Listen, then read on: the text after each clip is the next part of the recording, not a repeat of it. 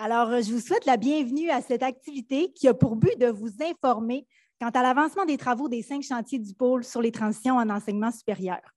Je m'appelle Vanessa Gaudreau-Frias, je suis conseillère en communication pour le pôle et c'est moi qui aurai le bonheur de vous présenter une partie des acteurs du pôle cet après-midi.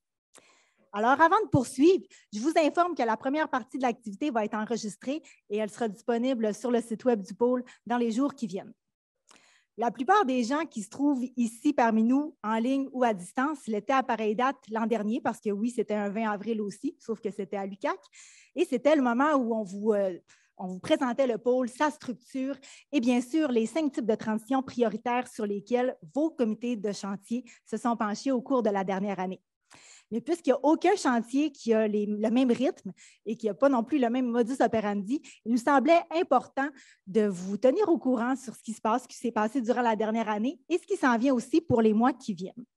Alors, avant d'entrer au cœur du pôle et de vous présenter ces 5 chantiers, j'invite M. Sylvain Gaudreau, directeur général du Cégep de Jonquière, au nom du comité de direction, à vous parler plus amplement de la structure de gouvernance.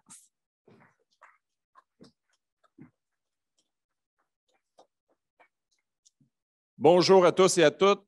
Bienvenue au Cégep de Jonquière. Au nom de l'institution du Cégep de Jonquière, ça me fait extrêmement plaisir de vous accueillir dans la salle polyvalente, ici tout près de la salle des Pas perdus. Vous me permettrez de saluer mes collègues et amis. Certains vont arriver dans les prochaines minutes, mais je vois déjà Sylvie Prescott du Cégep de Saint-Félicien. C'est souvent les gens les plus loin qui arrivent les premiers. Alors, Sylvie, ça me fait extrêmement plaisir que tu sois ici. Mon collègue Justin Carrier, qui est directeur des études du Collège d'Alma, qui remplace Marie-Ève, qui ne peut pas être avec nous aujourd'hui, Marie-Ève Gravel. Nous aurons avec nous aussi André Gobeil du Cégep de Chicoutimi et le recteur de l'Université du Québec à Chicoutimi, Ghislain Sanson, qui va se joindre à nous aussi dans les prochaines minutes, sans aucun doute. Je voudrais saluer également Lynn Chouinard. T'es où, Lynn?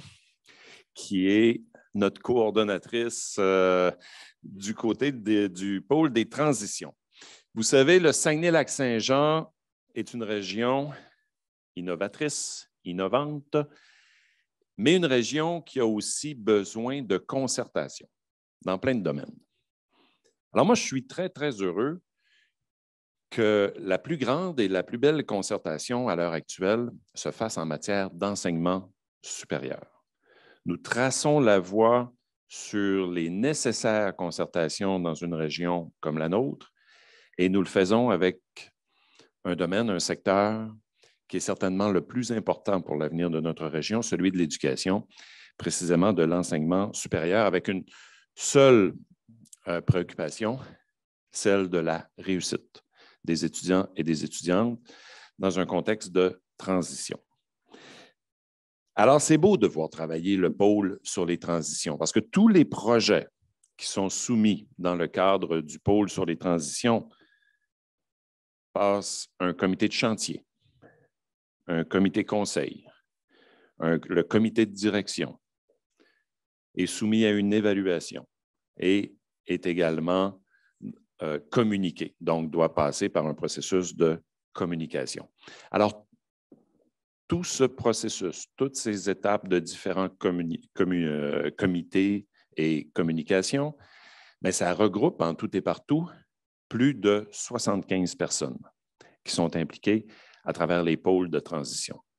Alors, c'est un mouvement important qui rayonne dans toutes les sphères du Saguenay-Lac-Saint-Jean. Moi, comme directeur général, quand je vois ce qui se fait à travers les pôles des transitions, je trouve ça extrêmement stimulant. Ça me donne du carburant, de l'énergie renouvelable, vous comprenez, et non fossile, de l'énergie renouvelable pour continuer mon travail, pour ce qui nous réunit tous et toutes ici, c'est la réussite, encore une fois, des étudiants.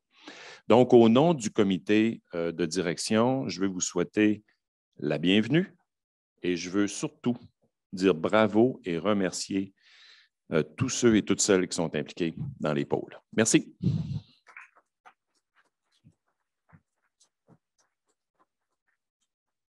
Merci, M. Gaudreau. Alors, c'est maintenant le moment d'entrer au cœur du pôle. Et pour ce faire, pour vous présenter les 5 chantiers, la structure du pôle aussi, j'invite la directrice générale, Mme Lynn Chouinard.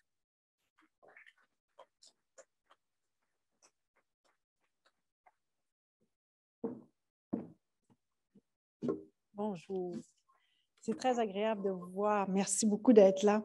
Merci, M. Gaudreau. Merci de nous accueillir. Je ne sais pas ce qui est assis. Juste là. Merci de nous accueillir. C'est vraiment gentil.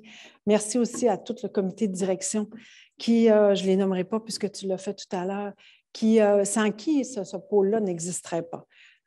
Ces gens-là croient, toutes nos 5 directions, croient fermement que le fait de travailler ensemble, ça fait qu'on travaille mieux. Et ils nous donnent beaucoup de confiance. En fait, ils nous accordent beaucoup de confiance.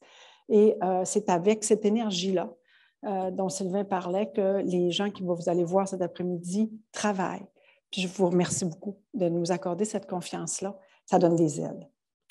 Je veux, pour ceux qui peut-être n'étaient pas là l'année dernière ou ceux qui se joignent en ligne, parce que c'est aussi pour vous cette activité-là, bien, je vous rappelle un peu c'est quoi un pôle. Alors, un pôle, en fait, c'est une concertation des établissements d'enseignement supérieur d'un même territoire qui décident de travailler ensemble sur un enjeu que nous partageons. Au Saguenay, Lac-Saint-Jean, on a choisi de travailler sur les transitions. Parce que travailler sur les transitions, c'est faciliter l'accès à l'enseignement supérieur, c'est faciliter l'intégration aussi lors de l'enseignement supérieur et aider la réussite académique. Et tout ça parce qu'on veut augmenter le nombre de diplômés en enseignement supérieur au Saguenay-Lac-Saint-Jean. Notre pôle, c'est les 4 cégeps, l'université. Sylvain l'a dit tout à l'heure, c'est plus de 53 personnes. C'est vrai, c'est ta mission que je posais te présenter. Tu as tout à fait raison. C'est parce que, je vous le disais, on travaille sur les transitions, on s'est donné ça comme mission et je vous ai expliqué pourquoi il fallait le faire. Donc, parce que c'est comme ça qu'on va réussir à augmenter le nombre d'étudiants diplômés au Saguenay-Lac-Saint-Jean. On a un déficit, on va le reprendre.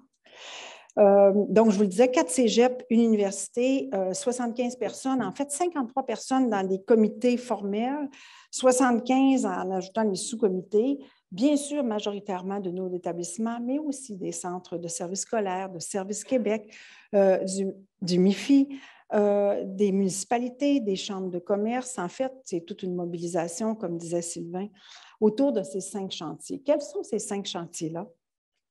Eh bien, je vous les nomme. Ce sont les 5 transitions sur lesquelles on a choisi de mettre notre énergie en pensant fermement que si on changeait la situation dans ces 5 transitions-là, on ferait une grande différence au niveau de la diplomation au Saguenay-Lac-Saint-Jean. Alors, ces 5 transitions-là sont la première, sont celles de la transition du retour aux études, que les gens entreprennent généralement pour une requalification ou un rehaussement de compétences. La deuxième transition sur laquelle on s'adresse, puis je dirais plus les transitions, ce sont celles qui sont interordres et intercycles. Ce sont les transitions qu'on connaît davantage, la transition secondaire, collégiale, universitaire, premier, deuxième, troisième cycle. La troisième transition sur laquelle on a choisi de s'attarder, c'est celle vers l'enseignement supérieur des premiers peuples. Pas besoin de vous dire qu'on a de l'énergie à mettre de ce côté-là. La quatrième transition sur laquelle on a choisi de mettre de l'énergie, c'est celle qu'on appelle de façon brève la transition de l'établissement durable, mais en fait, c'est celle de l'insertion socio-professionnelle des étudiants et étudiantes internationaux, précisément parce on vise leur établissement durable. Finalement, la 5e transition auquel on s'attarde, c'est celle de la transition vers les programmes des sciences, technologies, ingénierie, arts et mathématiques. Le travail qui se fait depuis 1 an et un peu ne serait possible sans le travail et le travail rigoureux des coordonnateurs responsables de ces chantiers-là. Et je vous les présente.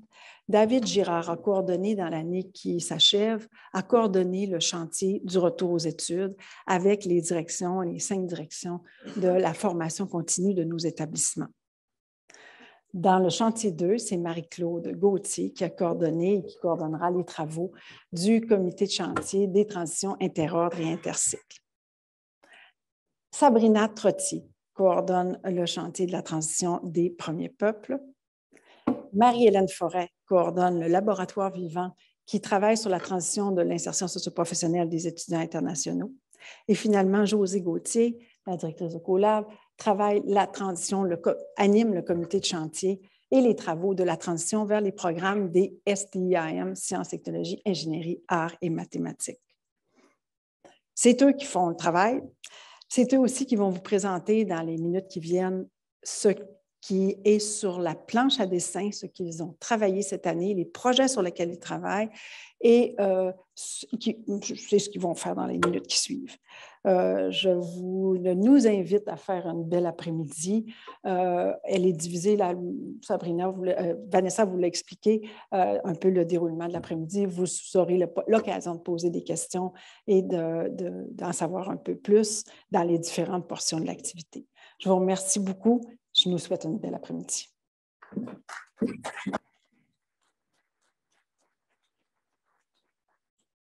Merci, Lynn. Alors, pour briser la glace, j'invite David Girard, coordonnateur du chantier 1, donc celui sur le retour aux études, qui est mené aussi avec les directions des centres de formation continue des 5 établissements de la région. Alors, oui, tu peux t'en venir, David.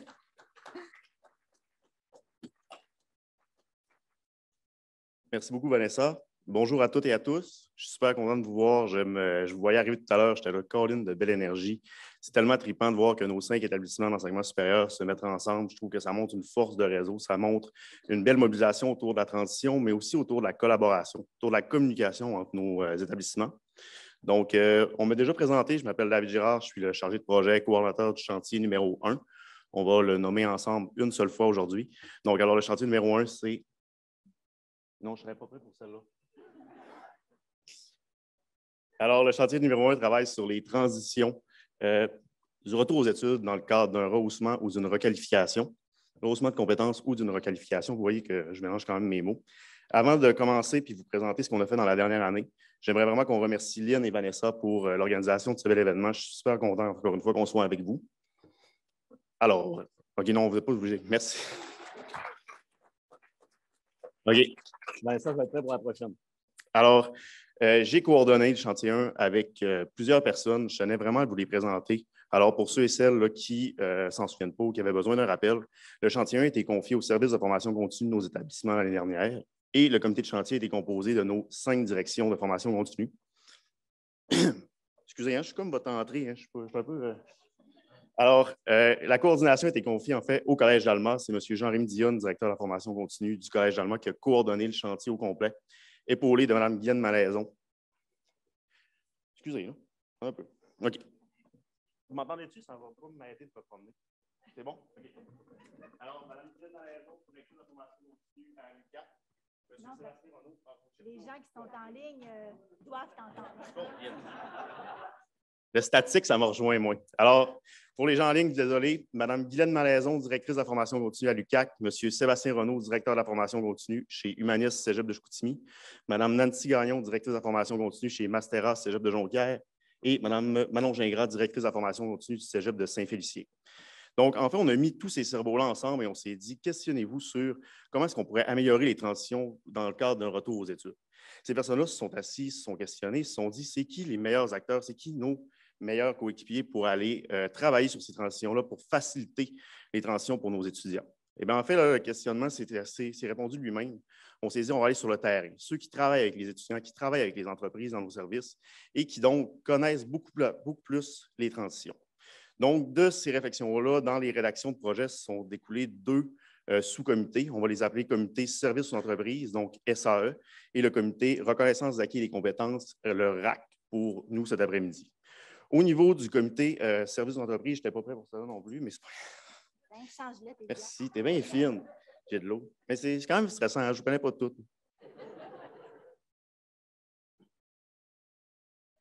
Alors, le comité SAE, comité service aux entreprises, est composé de nos conseillers pédagogiques qui travaillent avec les entreprises.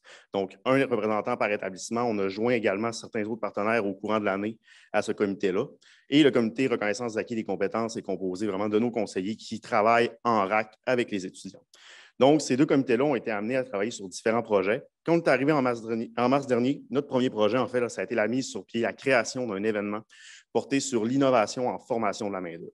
Donc, qu'est-ce qu'on voulait faire? Oui, on voulait aller rencontrer les entreprises, on voulait parler de ce qu'on fait, nous, en termes de formation d'entreprise avec les employés. Donc, on travaille vraiment en rehaussement de compétences à ce niveau-là. Et on voulait aller surtout démontrer l'ampleur de ce qu'on pouvait faire au niveau des moyens. Donc, on a plein de programmes, on a plein de manières d'enseigner et c'est ce qu'on voulait démontrer. Quand on fait affaire avec un service de formation continue d'un cégep, d'une université, on ne s'assoit pas dans une classe pendant 20 heures à écouter quelqu'un parler. Non, maintenant, on s'en va dans les entreprises, on fait de l'expérientiel, on fait de l'impact, on fait des démonstrations. Donc, c'est un petit peu ça qu'on voulait, démontrer et éveiller les entreprises à se dire qu'est-ce qu'on fait quand j'appelle un service de formation continue, quand j'appelle mon conseiller, ma conseillère en service d'entreprise, qu'est-ce qui va se passer? Donc, cette réflexion-là nous a amené vraiment sur un volet innovation. Donc, on est innovant, on le sait, on va le démontrer et l'innovation s'est même projetée dans l'ensemble de la philosophie de l'événement. On s'est retrouvé à la pulperie de Chicoutimi dans un cadre fabuleux. On a pu faire des ateliers dans des salles d'exposition avec le matériel du musée. Donc, on était vraiment dans un lieu où on voulait l'émergence d'idées, on voulait discuter, on voulait éveiller. Donc, la journée s'est passée le 16 novembre dernier. On a rejoint à peu près 125 personnes, excusez, vraiment, ça fait longtemps que je ne vais pas parler en public. 70 entreprises qui ont été touchées. Donc, au niveau régional, ça a vraiment été un franc succès. La réponse a été excellente. Les entreprises sont venues à notre rencontre, ont discuté. On a créé des liens, des relations nouvelles. Donc, pour nous, ça a été vraiment un franc succès. En parallèle de tout ça, il y avait également un projet de cartographie. Il fallait qu'on se connaisse entre formation continue. Qu'est-ce qu'on offre au niveau service aux entreprises? Qu'est-ce qu'on offre au niveau reconnaissance des acquis des compétences? C'est quoi notre carte? C'est quoi nos forces? C'est quoi qu'on pourrait améliorer? C'est quoi sur quels projets on pourrait collaborer? Donc, ce recensement-là est encore en cours de travail. J'aurais aimé vous le présenter aujourd'hui, mais malheureusement, on est en révision. Le rapport n'est pas tout à fait prêt. Mais ce que je peux vous dire, c'est qu'il y a déjà des belles opportunités de collaboration qui ont été soulignées. Mais je voulais quand même faire un peu plus que ça, parce qu'il y a des retombées que des fois, on ne peut pas compter. Je ne peux pas les mettre sur papier, je ne peux pas vous les démontrer, mais les relations qu'on construit entre services de formation continue sont primordiales. Il y a plusieurs niveaux de relations, il y a plusieurs niveaux de collaboration qui sont possibles, mais cette année, c'est ce qu'on a créé entre nous. On a appris à se connaître, on s'est apprivoisé, puis on a déterminé plus loin comment est-ce qu'on pourrait collaborer. Je donne les exemples. Notre comité de chantier se rencontre maintenant 1 fois par semaine depuis décembre 2021. Donc, c'est chaque semaine des moments qui sont réservés à l'agenda pour que nos 5 directions de formation continue puissent se parler. Oui, on parle du pôle, mais on parle également de collaboration, on parle de nouvelles pistes de solutions, on parle d'enjeux communs, on trouve des solutions ensemble. C'est la même chose du côté de nos conseillers pédagogiques, autant en RAC qu'en SAE. En SAE, on parle de 23 rencontres dans la dernière année. C'est 2 rencontres par 2 semaines. Tandis que le comité RAC, c'est 10 rencontres quand même. Donc, c'est beaucoup de temps que nos ressources passent ensemble et passent à échanger. Donc, on pense qu'à force de collaborer, à force de voir où est-ce qu'on s'en va, on va pouvoir développer de plus en plus de projets de collaboration. Je m'en voudrais aussi de passer sous silence le projet vidéo du comité de reconnaissance des acquis et des compétences. Donc, on voulait un projet vidéo qui allait promouvoir la RAC au niveau de la population. Donc, on a créé 5 capsules vidéo avec des partenaires, avec des étudiants qui ont fait des parcours avec nous. Donc, oui, on promouvoit la panoplie de programmes qu'on peut reconnaître en reconnaissance des acquis et des compétences, mais on va aussi plus loin. On a voulu mettre notre petite touche parce qu'au Saint-Lac-Saint-Jean, ce qu'on est fort, c'est l'accompagnement, c'est être avec la personne. On le sait, les parcours RAC, c'est des parcours qui sont personnalisés, qui sont uniques, mais pourtant, nos conseillers pédagogiques, eux, accompagnent nos étudiants, adaptent le parcours à eux. Donc, c'est ce qu'on voulait faire ressortir. Donc, ces projets vidéo-là, je sais que vous ne les avez pas encore vus, mais vous allez sûrement les voir sur vos écrans bientôt. Là, je sais qu'il y a des équipes qui se préparent à les diffuser, mais ça a été une belle réalisation qu'on a pu mettre sur pied l'année dernière. Au niveau de ce qui s'en vient pour le futur, à la fin 2022, on a fait un bilan. Où est-ce qu'on en était? Comment ça allait? Donc, on a réuni nos équipes, nos directions, on a fait des demi-journées de réflexion sur comment ça a été puis qu'est-ce qu'on veut faire dans le futur. Le bilan, l'année dernière, je dirais qu'on a plongé. On s'est jeté à l'eau, on a dit, OK, on essaie des grandes choses, on essaie de mettre sur pied des nouvelles affaires. On n'a jamais collaboré ensemble, mais on va tenter de le faire. Le bilan, c'est qu'on aime quand même ça. On s'entend bien. Fait qu'on veut continuer. Mais dans le futur, on veut continuer sur une base plus structurée. On va être plus porteur dans nos actions. Donc, les projets 1.4, 1.5, donc ce qui s'en vient dans les prochains mois, vont vraiment dans cette lignée-là. Le 1.4, on veut développer un plan d'action régional service aux entreprises. Qu'est-ce qu'on veut faire, en fait, c'est qu'on a plein d'idées. Il y a des projets structurants, on en a des idées, on peut en remplir des tableaux ensemble. Mais c'est quoi l'étape 1? C'est quoi qu'on veut mettre en place maintenant qui va être porteur pour nos étudiants, qui va faire une réelle différence? C'est quoi qu'on va mettre en deuxième puis en troisième place? Donc, c'est un petit peu ça qu'on veut établir avec nos équipes services aux entreprises. Le projet 1.5, on veut mettre en place une table interinstitutionnelle sur la RAC. Donc, d'aller chercher chacune des strates de nos institutions, partir de l'étudiant qui vit un parcours RAC jusqu'à une direction qui va avoir une influence sur ce parcours-là, puis déterminer où est-ce qu'on va avec la RAC. Est-ce que, qu'est-ce qui va bien, qu'est-ce qui va moins bien, c'est quoi qu'on pourrait déployer différemment. On veut également arriver avec un plan de communication global sur la reconnaissance des acquis des compétences. Donc, oui, d'aller chercher la population, d'aller promouvoir ce service-là qui va faire une réelle différence dans une requalification, mais aussi à l'intérieur de nos établissements, donc avec notre communauté, qu'est-ce qu'on peut promouvoir, comment est-ce qu'on peut éduquer sur la RAC. Donc, c'est ce qu'on veut aller chercher avec le 1.5. Et le 1.6, bon, je vous en ai glissé un petit mot tout à l'heure, mais on veut reconduire le camp Innovation-Formation. Je ne vous l'avais pas dit, mais ça, c'est le nom de l'événement. Camp Innovation-Formation. Donc, on veut le reconduire parce qu'on sent qu'on a fait un super de bel effet auprès de nos entreprises en 2022. Maintenant, on veut pérenniser tout ça. On veut que les entreprises nous voient comme des références en termes de formation. On veut que les gens nous appellent. On veut créer de nouveaux liens encore. Donc, c'est pour ça qu'on veut reconduire le camp Innovation-Formation. Je vais recéder la parole à Vanessa qui va venir vous introduire la prochaine personne. Je vous remercie infiniment. Je sais que j'ai sûrement soulevé quelques questions. Il n'y a pas de période de questions maintenant, mais gênez-vous pas de venir me voir à la pause ou à la fin. Ça va me faire plaisir de réfléchir avec vous. Merci beaucoup.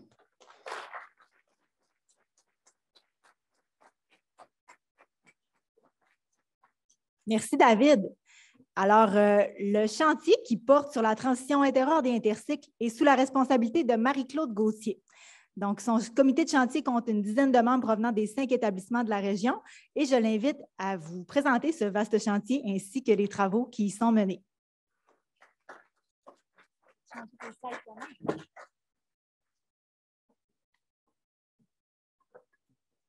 Bonjour à toutes et à tous. Merci Vanessa. Je suis très heureuse d'être avec vous cet après-midi et ravie de vous présenter l'avancement des travaux du chantier 2. Mais avant de mettre en lumière l'avancement des travaux et de vous exposer les projets réalisés et à venir pour notre chantier, je me permets de prendre quelques minutes pour faire une brève synthèse des chantiers priorisés dans le cadre de notre chantier. Des champs d'action, hein, pas des chantiers, des chantiers, des champs d'action priorisés dans notre chantier.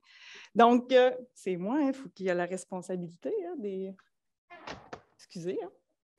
Donc, les 4 grands champs d'action priorisés et sur lesquels nos travaux se concentrent. Le premier, celui de la concertation et du réseautage, champ d'action pour lequel nous souhaitons augmenter les collaborations interordres et intersectorielles afin de favoriser le partage de bonnes pratiques et la mise en œuvre de projets structurants. Le champ d'action 2, celui qui porte sur le portrait de la population étudiante, champ d'action pour lequel nous souhaitons augmenter les connaissances de nos populations étudiantes aux études supérieures. Champ d'action 3, celui sur les parcours scolaires en enseignement supérieur, champ d'action pour lesquels nous souhaitons initier de nouvelles pratiques institutionnelles afin de diversifier, afin de faciliter et répondre aux besoins de nos étudiants. Et dernier champ d'action, et non le moindre, celui qui touche toute la préparation des étudiants aux études supérieures, notamment dans le développement de leur identité vocationnelle et dans le développement des compétences nécessaires pour affronter les exigences scolaires. J'ai le bonheur de coordonner ce vaste chantier, mais je ne le fais pas seule. Je le fais avec une formidable équipe. Je le fais avec une équipe engagée et dans laquelle nos rencontres sont riches en échanges. C'est mon comité de chantier, donc Vanessa l'a dit tout à l'heure, un comité composé de 10 personnes où chaque établissement est représenté par 2 membres de son institution. À mon comité de chantier, je devrais vous les présenter, hein, je garde toujours, j'ai oublié de changer de diapo. Donc, voilà mes 10 représentants de mon comité de chantier. À mon comité de chantier s'ajoutent également plusieurs comités avec lesquels nous travaillons de près. Ces groupes de travail sont indispensables à l'avancement des travaux du chantier et où chaque acteur qui s'est joint au projet et ainsi qu'à la démarche contribue grandement à la réflexion et à la réalisation des projets. Donc, maintenant, voyons où en sont rendus les projets qui ont été présentés l'an dernier dans le cadre du colloque du pôle. Un des premiers projets réalisés dans le cadre de notre chantier est celui sur l'analyse des données du Spectre 1 2021. Donc, projet qui a été réalisé par ECOB. Dans le fond, je crois que vous seriez tous d'accord avec moi si je vous dis qu'il est important de bien comprendre et de bien connaître nos populations étudiantes afin d'adapter nos stratégies, nos interventions auprès d'eux. Donc, le portrait, lui, le projet nous a permis de tracer un portrait de nos étudiants nouvellement inscrits aux études collégiales. Donc, ça nous a permis d'en apprendre davantage sur leurs caractéristiques, sur leurs défis, sur leurs besoins et sur leurs antécédents scolaires. Et pour nous, en tant que comité de chantier, ça nous a permis de cibler les actions à privilégier dans notre plan de travail pour la prochaine année en fonction des écueils qui ont été identifiés dans le portrait. La présentation des résultats s'est faite l'an passé, mais pour ceux qui n'auraient pu y assister, l'enregistrement est toujours disponible sur le site du pôle. Et pour ceux qui souhaiteraient en avoir une version abrégée, en début d'année, on a réalisé un aide-mémoire, donc sous forme de fond d'écran téléchargeable et qui résume les principaux constats de ce portrait. Deuxième projet réalisé, le projet de démocratiser le recours aux mesures de soutien en transition. Et je vous compte une menterie parce qu'il est toujours en cours de réalisation. Donc, la première phase sur 3 a été réalisée cette année. Le projet, en quoi il consiste? C'est un projet de recherche. Un projet de recherche qui s'inscrit dans une initiative, dans une démarche nationale du réseau de l'UQ. Pour la particularité de notre projet régional, c'est qu'il s'agit d'une recherche de type action. Donc, une recherche en 2 volets. Un volet expérimentation, un volet expérimentation des mesures d'aide à la transition et un volet recherche qui vise à décrire et à comprendre le processus de déploiement d'une mesure d'aide à la transition. Donc, comme je vous disais tout à l'heure, la première phase a été réalisée, la première phase de planification et d'identification des mesures, où plus d'une vingtaine de partenaires ont été mobilisés pour cette première phase-là. Le projet se poursuit pour la prochaine année et tout le processus de déploiement des mesures à mettre à l'essai, ainsi que le suivi et l'évaluation des mesures, des stratégies mises en place, vont se faire pour la prochaine année. Le troisième projet réalisé dans le cadre du chantier, celui du module transition. Qu'est-ce que le module transition? En fait, ce sont de nouvelles conversations qui ont été développées pour offrir un accompagnement adapté à la transition secondaire collégiale. Donc, ce sont de nouvelles conversations qui s'additionnent déjà à tous les contextes d'interaction qui sont disponibles sur ALI. Donc, la particularité, par contre, de ce module, c'est qu'en fait, ils sont disponibles à partir du moment où le jeune est admis aux études. Donc, quand le jeune reçoit sa confirmation d'admission aux études collégiales, peut télécharger ALI et a accès à une section qui s'intitule « Se préparer aux études collégiales ». À partir de ce moment-là, l'étudiant a accès à une panoplie d'informations pratiques, utiles, pour l'aider à mieux vivre sa transition secondaire collégiale. Et aussi de lui proposer des stratégies, des ressources utiles pour l'aider sur divers enjeux. Maintenant, on y va pour l'avenir. Les projets prévus en lien avec la population étudiante. Donc, 3 activités sont prévues au plan de travail. La première, elle consiste à mieux comprendre le portrait de la population nouvellement inscrit à l'université. C'est une activité à laquelle tous les partenaires du pôle seront invités à se joindre en ligne à cette présentation-là. La deuxième activité, il s'agit d'une activité qui présentera en fait tous les cheminements d'études possibles, à mieux comprendre les défis que les personnes en transition vivent. Et une troisième activité de type perfectionnement qui va s'adresser à nos communautés pour les soutenir dans l'amélioration de leur stratégie et intervention auprès des personnes en transition. Les projets en lien avec les parcours scolaires. En fait, le comité de chantier, en début d'année, s'est engagé dans une démarche de réflexion à laquelle 3 thèmes se sont démarqués et pour lesquels 3 grands chantiers seront mis en place. Ces 3 grands thèmes sont les continuums de formation, l'exploration, le parcours explorant en fait, puis l'accessibilité et la flexibilité de la formation en enseignement supérieur. Donc, ce seront des 3 chantiers qui seront étudiés et travaillés conjointement dans le but de rendre plus accessible et flexible la formation en enseignement supérieur, de permettre à l'étudiant d'explorer durant son cheminement scolaire et, au bout du compte, de mieux servir nos communautés étudiantes. Et finalement, les projets en lien avec la préparation aux études supérieures.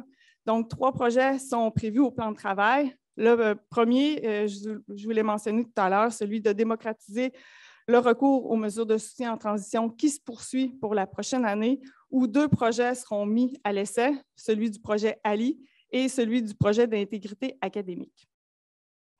2 projets seront mis en œuvre également.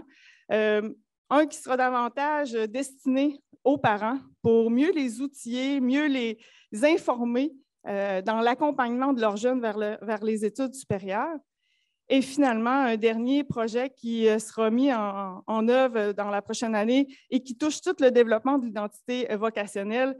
Ce projet est en train de se définir avec les partenaires, donc ce sera quelque chose qui va se déployer au cours de la prochaine année. C'est ce qui complète en fait ma présentation. J'aurais pu parler plus longuement, plus vous décrire les projets.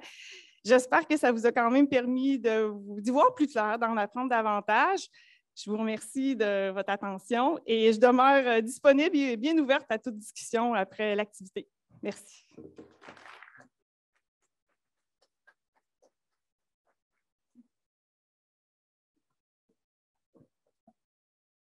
Merci beaucoup, Marie-Claude.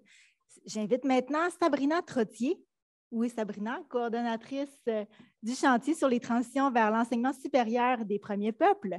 Donc, son chantier est composé des 5 répondants des enjeux autochtones dans nos 5 établissements d'enseignement supérieur. Et je l'invite à nous présenter son chantier. Merci, Vanessa.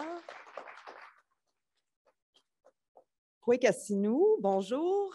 Alors, je suis heureuse de vous présenter l'évolution de notre chantier depuis l'an dernier. Il s'est passé de belles choses. De nouvelles personnes sont arrivées dans l'équipe également. Donc, sans plus tarder, j'aimerais vous présenter les membres du comité de chantier. Je vous dirais qu'il y a 4 nouvelles personnes sur 5 cette année. Alors, on a complètement renouvelé l'équipe, sauf pour Marie-Christine Bernard, là, qui était déjà parmi nous. Alors, il y a Josiane Bonneau du Cégep de Chicoutimi, David Boutin du Cégep de Saint-Félicien, Véronique Gagnon pour le Cégep de Jonquière et Daniel Rousselot, qui est du Centre des Premières Nations Nikanité de l'UQAC. L'an dernier, lorsqu'on a complété notre plan de travail, ça a été une longue année de réflexion, de dialogue, de priorisation autour du thème des transitions. Nous avions la chance d'être en présence d'un comité paritaire en représentation autochtone et allochtone.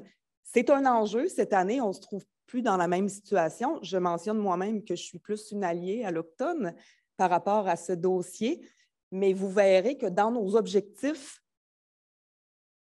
rapidement, il y a le premier objectif spécifique qu'on s'est donné l'année passée, c'est d'assurer la pleine participation des premiers peuples aux travaux du chantier. Parce que si on fait pour, mais pas avec, on est encore à côté de la traque, si je me permets l'expression. Alors, vous verrez différents moyens qu'on s'est donnés pour aller chercher cette concertation et avoir toujours en tête les perspectives des premiers peuples. Le grand objectif général du chantier, c'est vraiment optimiser les transitions vers l'enseignement supérieur par et avec les premiers peuples.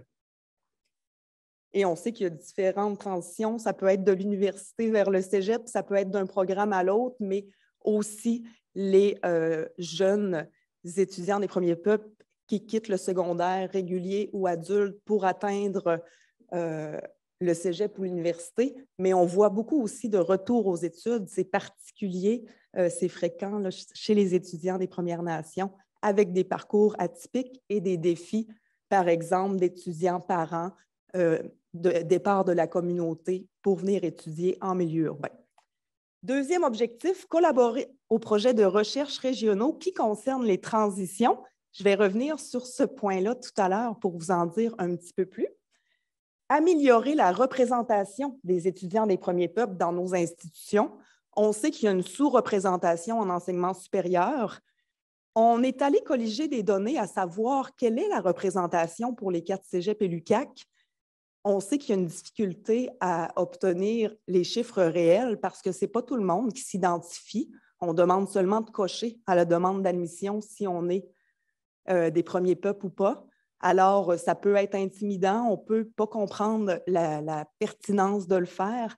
Alors, c'est difficile d'avoir les chiffres exacts, mais on a quand même des données là, qu'on a pu colliger en faisant un portrait régional. Promouvoir l'inclusion des perspectives autochtones dans les institutions. Et à l'intérieur de ça, on a eu des grandes discussions sur les termes décolonisation, autochtonisation. On sait que ça ne fait pas l'unanimité. On sait par contre que c'est dans un esprit d'inclure les perspectives autochtones. Alors, sans avoir un consensus sur les termes, on a des objectifs communs pour une présence autochtone et plus de reconnaissance des perspectives des premiers peuples. L'an passé, donc, je vous disais qu'on était avec une autre équipe pour construire un plan de travail. Ça a été pratiquement l'ensemble de nos travaux de l'an dernier, mais on a réussi à prioriser 3 projets spécifiques qui ont été adoptés par le comité de direction du pôle. Notre plan de travail étant ambitieux, on a pu avoir l'opportunité d'avoir une coordination pour mener à terme les actions souhaitées à travers le plan de travail. Donc, c'est là que je suis arrivée dans l'équipe. L'an dernier, j'étais membre du comité, mais j'assure une collaboration là, avec l'équipe pour aller de l'avant dans les projets. Et il y a eu un autre projet qui a été déjà déposé qui concernait la mise en place de rencontres régionales annuelles. Un moyen d'ailleurs d'aller chercher la concertation des premiers peuples.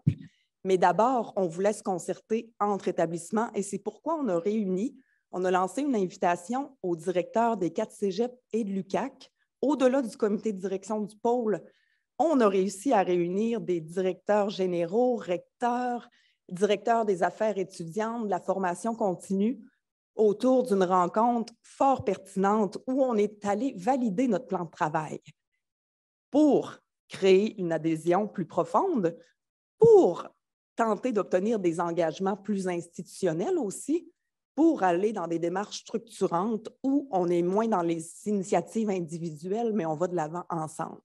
Ça a été fort enrichissant. On a un bilan d'ailleurs qui ressort de ça.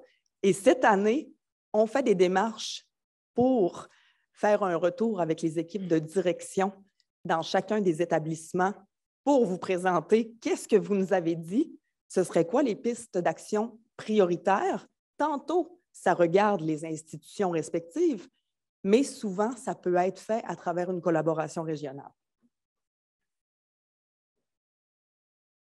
Je mentionne la collaboration à une recherche importante qui s'est tenue dans la région du Saguenay-Lac-Saint-Jean.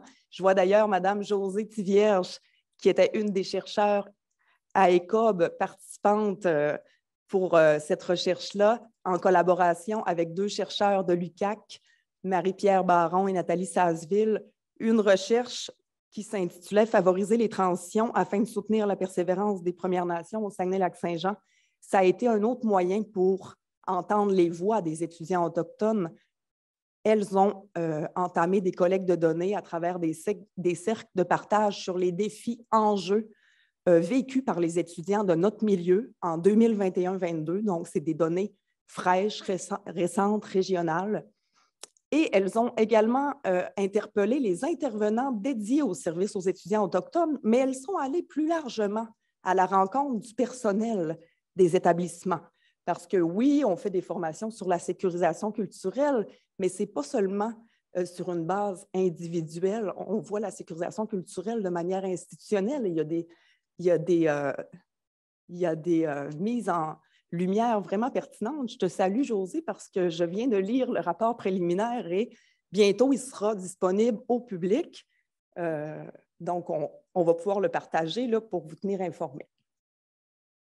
Cette année, donc, je vais faire le lien avec la recherche.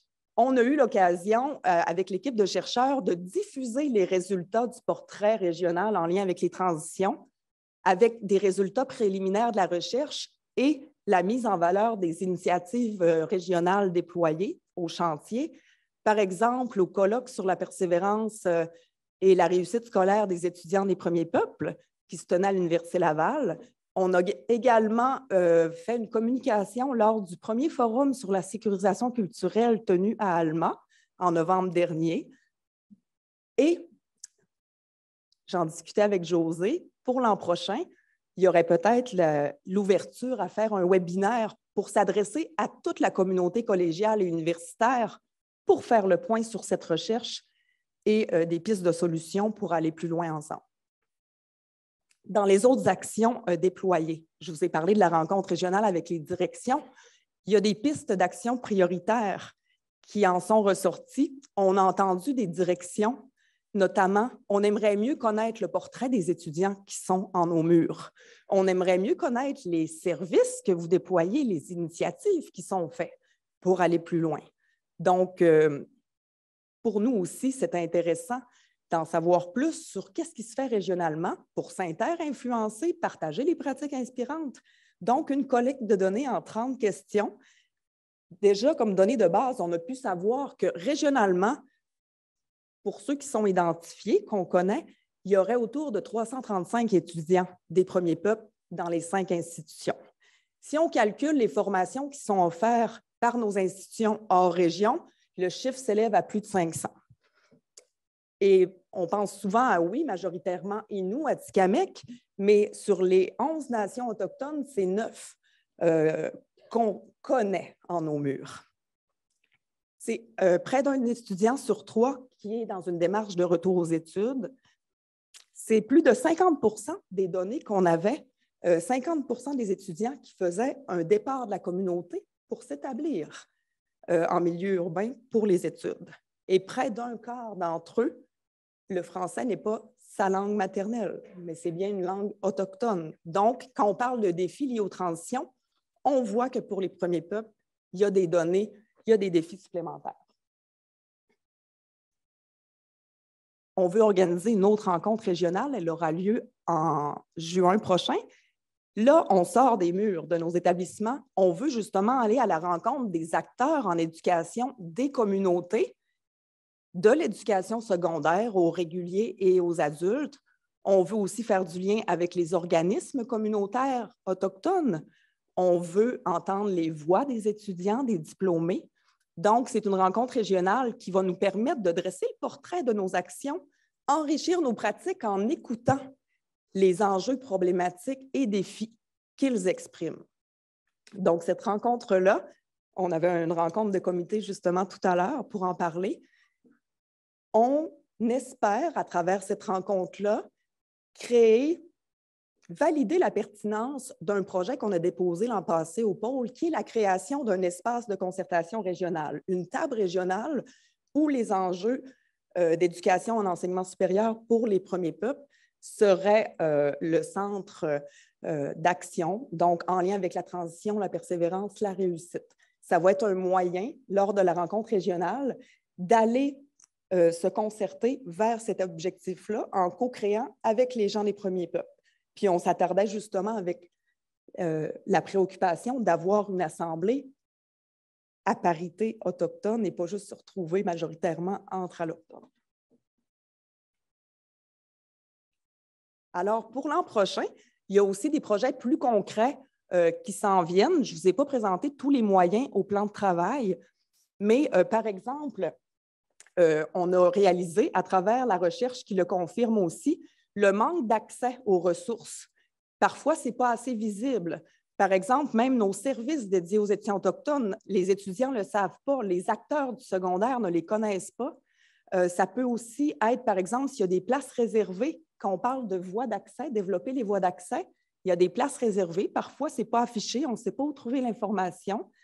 La majorité des établissements ont des bourses offertes aux premiers peuples, mais ces informations-là ne sont pas rassemblées pour faciliter l'accès. Donc, on voudrait développer des plateformes, des outils, des moyens de communication pour vraiment diffuser puis donner accès aux étudiants. Qui dit voie d'accès, on pense aussi à la reconnaissance des acquis et des compétences extrascolaires aussi pour les premiers peuples, qui ont des savoirs aussi autres que dans le système d'éducation traditionnel. Je fais un lien avec un autre chantier qui s'intéresse à la RAC, donc peut-être des possibilités d'alliance pour aller plus loin en ce sens-là. Je salue aussi M. Stéphane Savard du ministère de l'Enseignement supérieur, qui est lié au Bureau des relations Premières Nations et Inuits, qui nous supporte dans ces initiatives-là. Et dernièrement, d'ailleurs, on a un nouveau projet qui est arrivé avec un financement pour lutter contre les préjugés, le racisme et l'intimidation. Donc, on souhaite donc développer des façons de sensibiliser les milieux. Et d'ailleurs, dans la recherche, je fais un lien, les étudiants mentionnent que pour le personnel dans les établissements, il devrait y avoir des formations obligatoires. On sait que tout le monde en fait, mais les étudiants souhaiteraient qu'il y en ait plus parce qu'ils vivent encore de la discrimination dans leur milieu. J'ajouterais enfin, on parlait d'autochtonisation, de décolonisation, mais on voudrait trouver des stratégies communes pour mieux accompagner les enseignants qui souhaitent inclure les perspectives autochtones dans leur enseignement, mais pas juste sur des bases individuelles. Comment structurer des démarches pour que ce soit, par exemple, dans un programme complet, dans un continuum logique de cursus scolaire. Donc, on voudrait s'adjoindre à des partenaires autochtones, des experts autochtones pour guider, proposer des façons de faire culturellement plus pertinentes. Alors voilà, c'était quelques-uns des projets en cours et à venir. Je vous remercie tout le monde, Tchénish Kometen, puis au plaisir d'échanger avec vous plus tard dans les activités qui vont suivre.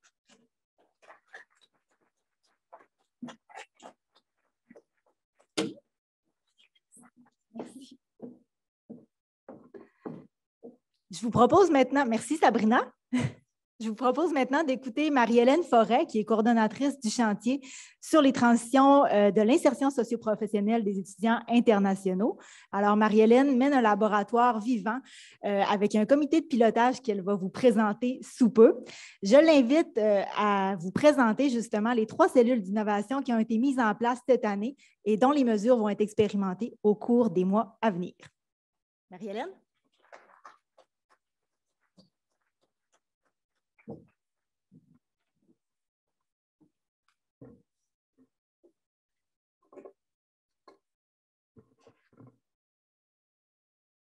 Merci, Vanessa.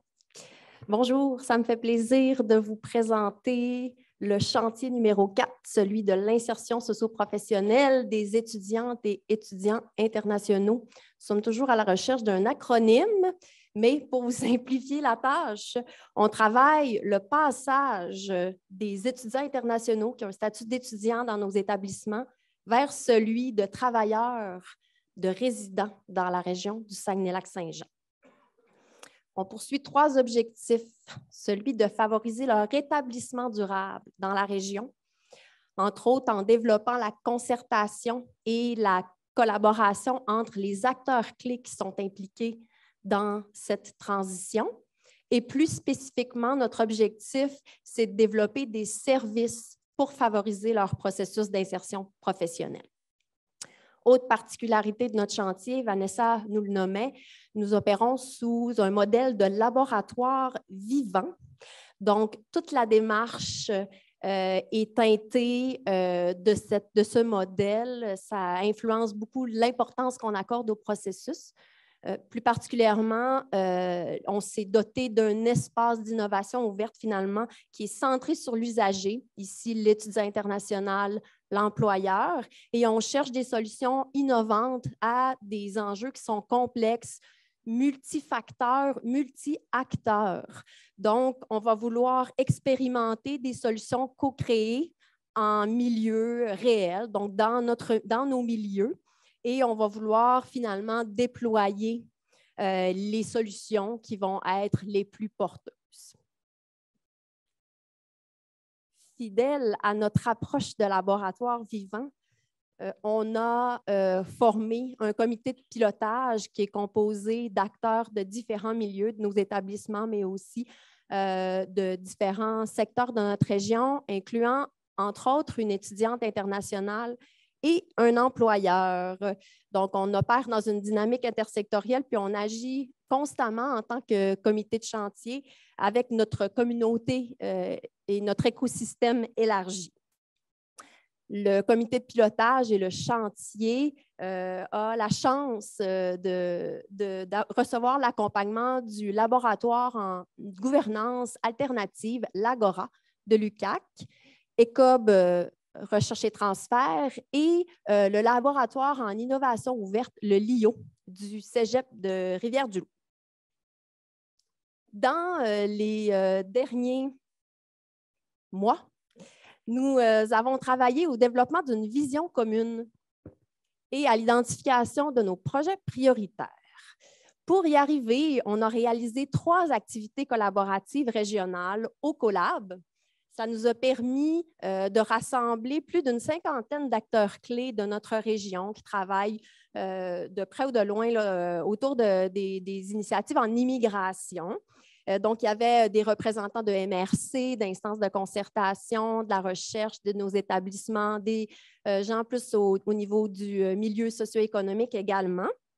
À travers ces 3 activités collaboratives-là, en parallèle, on a aussi réalisé des enquêtes appréciatives, des focus group avec des étudiants internationaux, des diplômés et des employeurs. On a également actualisé un portrait de situation régional pour se doter de statistiques pour mieux comprendre le portrait là, des étudiants internationaux et de leur rétention dans notre région. Donc, à travers ces différentes activités, on a été capable d'imaginer de mieux comprendre tous les enjeux qui sont sous-jacents à cette transition-là de l'insertion socio-professionnelle. On est arrivé avec 11 enjeux principaux. Parmi ceux-là, toute la question de la reconnaissance des compétences, tout le côté du réseau professionnel de la personne, également tous les enjeux liés à l'installation sur le territoire. Et à partir de ces 11 catégories d'enjeux-là, notre écosystème a imaginé collectivement des projets porteurs qui pourraient apporter des solutions à ces enjeux-là. Donc, on est arrivé à la fin des activités collaboratives avec 58 projets, 58 pistes de projets potentiels pour notre région.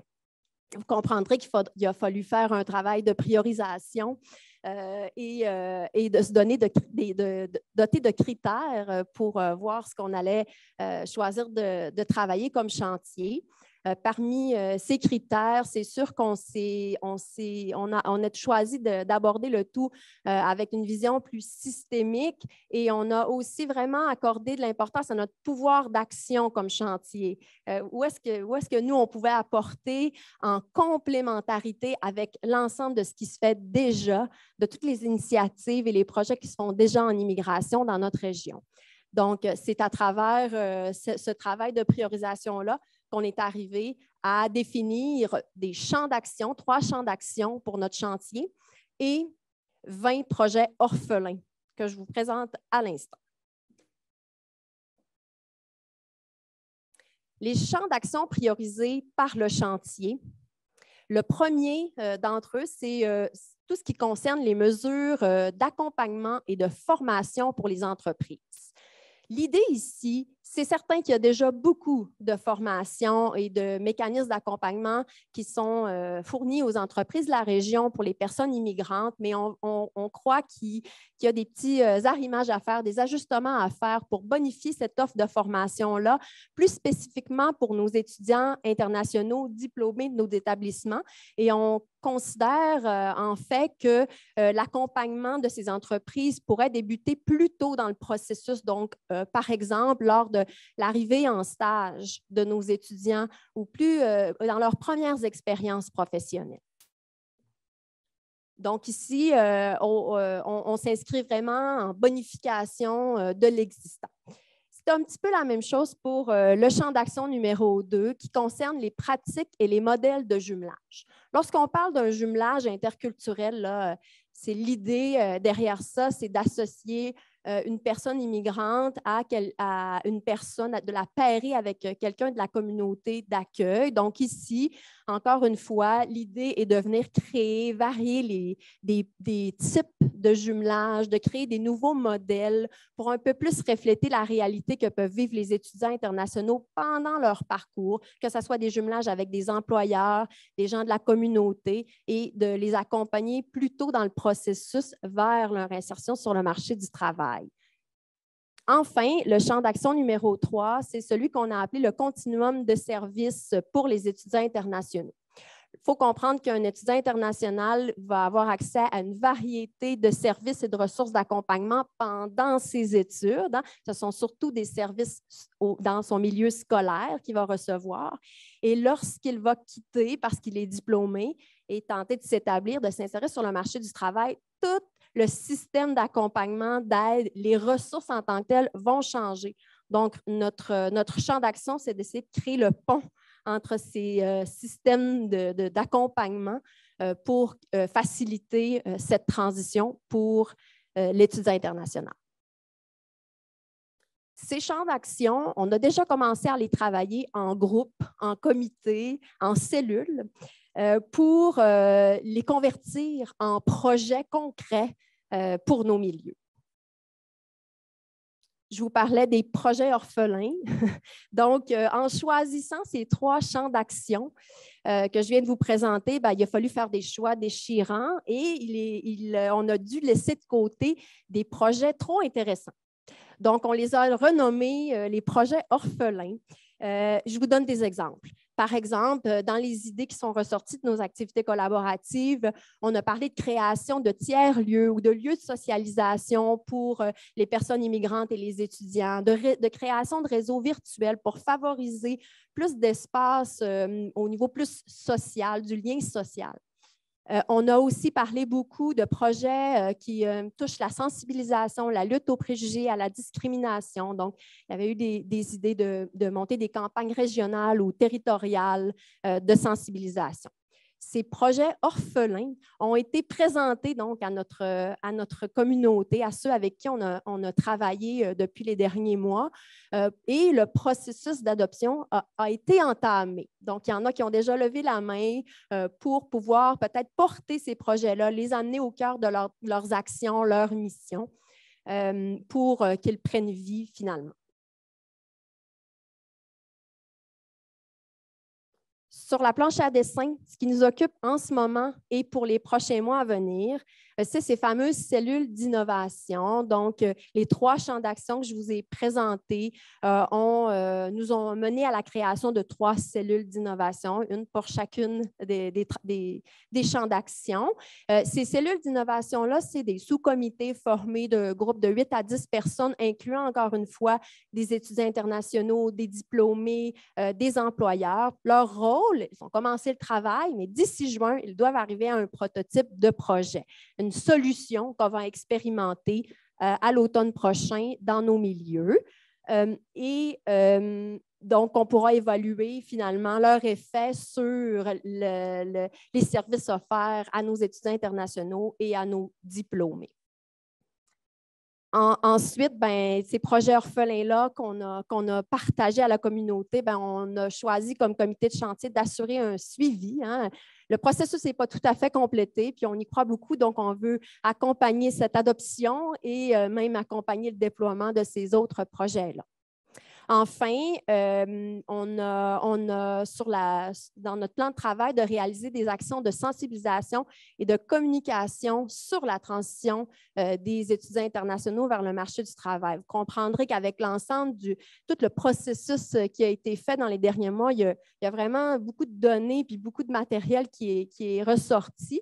Puis on aurait envie de partager nos conclusions, tout ce qu'on a appris dans nos milieux et dans notre région. Donc, voilà pour l'heure. Je terminerai en soulignant le niveau d'implication de beaucoup de personnes dans le chantier, que ce soit pour notre comité de pilotage, mais aussi dans les cellules d'innovation, les activités qu'on a réalisées. Un travail phénoménal, puis il y a beaucoup d'engagement et de mobilisation. C'est une retombée connexe de notre chantier, cette mobilisation-là, et je remercie toutes les personnes impliquées. Je reste disponible pour le reste de l'après-midi pour répondre à vos questions, puis jaser encore de ce super chantier. Merci beaucoup.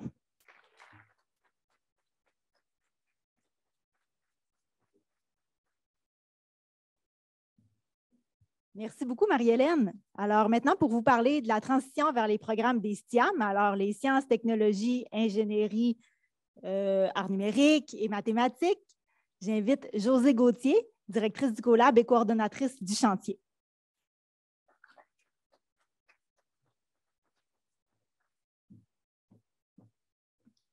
Bonjour, ça me fait plaisir d'être parmi vous aujourd'hui pour vous parler des transitions vers les programmes STIAM. Il faut dire d'entrée de jeu que le CoLab, depuis 2019, on travaillait déjà des projets pour susciter l'intérêt des STIAM vers les programmes et vers les métiers, avec une attention particulière pour les filles.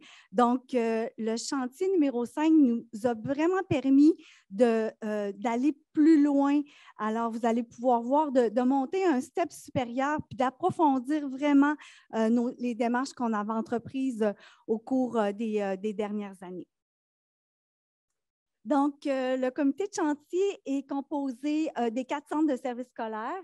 Donc, le centre de services scolaires du Saguenay, du Pays des Bleuets, de la Jonquière et il me manque du Saguenay. Il y a Ève Langelier qui est là, qui représente la chaire des femmes en sciences et en génie de l'Université de Sherbrooke.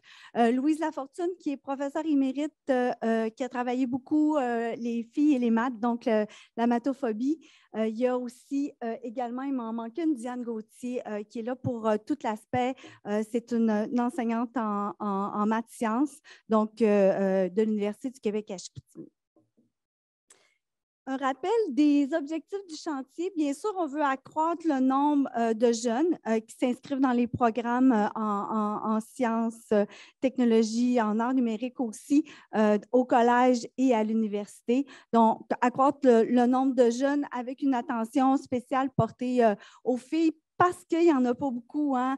Je ne sais pas si j'ai besoin de vous le dire ou vous le redire, mais les filles en technique informatique, en technique de génie civil, au collégial, ben, on les compte sur les doigts de notre main. Hein.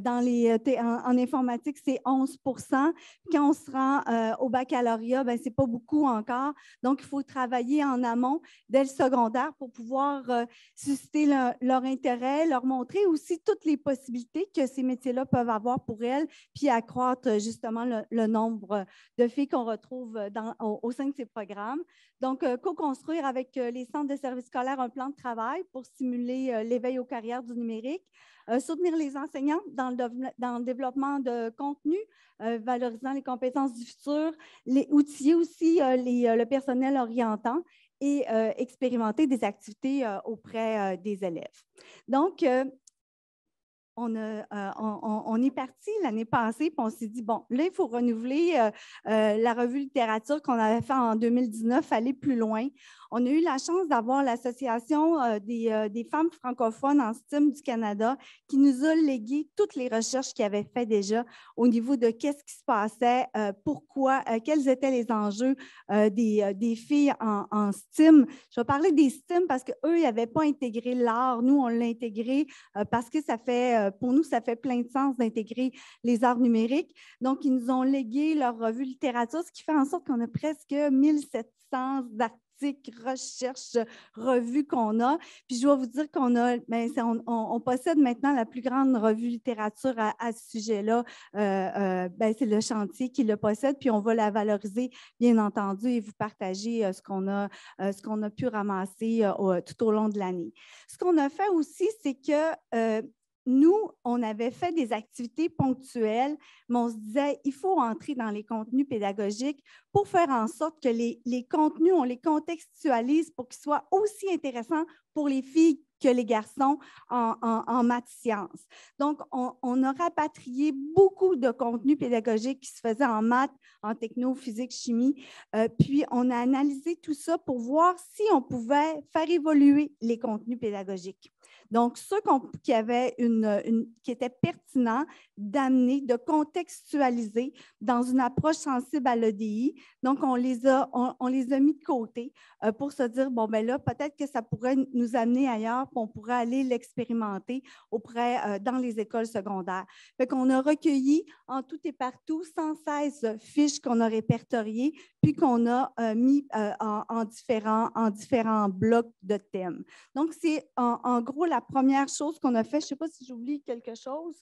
Des blocs thématiques, oui, puis on est allé voir avec le personnel enseignant, les conseillers pédagogiques, un peu si ça faisait du sens, tout ça. Donc, c'est ce qu'on a fait pendant la première portion de cet automne. Puis, le 9 décembre, on a fait une activité de co-design où on a rassemblé le personnel enseignant, le personnel orientant, les directions de services éducatifs des centres de services scolaires. Puis, on avait 4 thèmes qu'on voulait explorer par rapport à nos 4 grands objectifs. C'est ça, je suis rendue là. Donc, on voulait, oui, bien entendu, leur présenter le travail qu'on avait fait cet automne, puis aller voir si ça les intéressait de pouvoir expérimenter dès l'automne dans les écoles le matériel, les fiches qu'on avait déjà mis, en tout cas, où on avait déjà trouvé un potentiel d'aller plus loin. Puis, on n'avait pas encore vraiment consulté le personnel orientant, les parents, les enseignants aussi. Donc, on a fait 4 activités, 4 ateliers où on allait faire sortir, bon, mais qu'est-ce qui se fait déjà dans vos centres de services scolaires? Est-ce qu'on peut en faire un projet plus régional ou est-ce qu'il y a d'autres idées qu'on pourrait mettre en place, qu'on pourrait, nous, expérimenter au sein de la région? Donc, il y a 2 projets, mais là, je vais trop vite dans ma présentation. Ça, c'est vraiment le premier projet que je vous ai présenté. Donc, je vais sauter celle-là. Non, ce n'est pas vrai. C'est le titre qui a changé parce que Lynn et Vanessa n'aiment pas mon titre. Ils le trouvent trop long. Donc, en fait, dans les 4 ateliers, il y a une priorisation. On a décidé d'aller de l'avant avec les contenus. Donc, on développe vraiment à travers les fiches pédagogiques qu'on a ciblées une approche socio-pédagogique sensible à l'EDI. Donc, c'est le titre qui a changé. Moi, je vous le dis parce que je l'aime, mon titre. Mais on a décidé d'aller de l'avant avec les centres de services scolaires pour une expérimentation cet automne avec toute une cueillette de données pour aller valider sur le terrain si ça peut faire une différence à susciter l'intérêt justement des filles et des garçons à aller vers un programme en STEM parce que vous savez, dans le parcours scolaire, il y a des choix qui se font, notamment au niveau des mathématiques. Donc, il faut les intéresser dès le début du secondaire pour pouvoir justement les orienter par la suite dans des programmes au collège et à l'université. Donc, c'est un des projets qui a été retenu. Et un autre projet, c'est notamment, c'est au niveau du personnel orientant. Donc, on a décidé de faire une cellule avec le personnel d'orientation des 4 centres de services scolaires, des cégeps et de l'université pour dire est-ce qu'on peut réfléchir ensemble à est-ce qu'il y a des bons coups que vous avez faits dans vos centres de services scolaires ou des nouvelles idées qu'on pourrait mettre en place pour justement créer des outils pour pouvoir vous donner du matériel, pour pouvoir permettre d'explorer justement ou de montrer tout le potentiel des métiers relatifs au STEM et des intéressés, bien sûr, vers ces programmes-là. Donc, c'est les 2 projets que nous, on travaille présentement. Donc, le projet Orientation, c'est vraiment un projet où on est en consultation présentement. Il va y avoir un autre projet qui va être présenté, mais on a mis de côté pour la prochaine année la formation des enseignants, mais on agit avec les contenus pédagogiques de toute façon. Là, on agit sur l'enseignant parce qu'on vient leur fournir des contenus pédagogiques qui qui est approprié. Puis, tout ce qui est chantier des parents, on va le travailler un peu plus tard. Mais vous comprendrez que tout ce qui est pédagogie des contenus, c'est un grand chantier. C'est un beau mandat qu'on se donne sur le long terme pour justement faciliter les transitions vers les programmes SIAM. Et je dois vous dire que le chantier vers les programmes SIAM, on a besoin des centres de services scolaires et je les remercie beaucoup parce que je sais qu'ils sont bien occupés dans leur institution, mais ils sont bien impliqués dans le chantier puis on en a vraiment besoin. Donc, je tiens vraiment à remercier leur collaboration, des directions, du personnel enseignant et du personnel orientant aussi. Donc, je crois que ça fait le tour pour moi. Et comme mes collègues, ça va me faire plaisir de vous parler après la pause, si vous avez des idées ou des suggestions, bien entendu.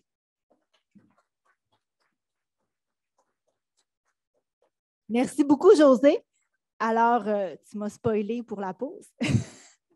Pour les participants qui sont en ligne, c'est maintenant le moment de vous remercier sincèrement pour votre présence, puisque c'est comme ça que se termine la première partie de l'activité annuelle du pôle sur les transitions en enseignement supérieur. Alors, on espère vraiment que ce moment-là a été inspirant pour vous et surtout que ça vous a donné envie de continuer à suivre les travaux du pôle. Pour les gens qui sont ici dans la salle, vous l'aurez deviné, c'est le moment de prendre une courte pause d'une dizaine de minutes, le temps de se délier les jambes, passer à la salle de bain qui est à l'étage inférieur, mais au même endroit qu'ici. Sinon, il y en a d'autres à la cafétéria. Il reste encore du café, donc si vous voulez vous en prendre un en revenant, là, il n'y a pas de souci. Donc, à tantôt.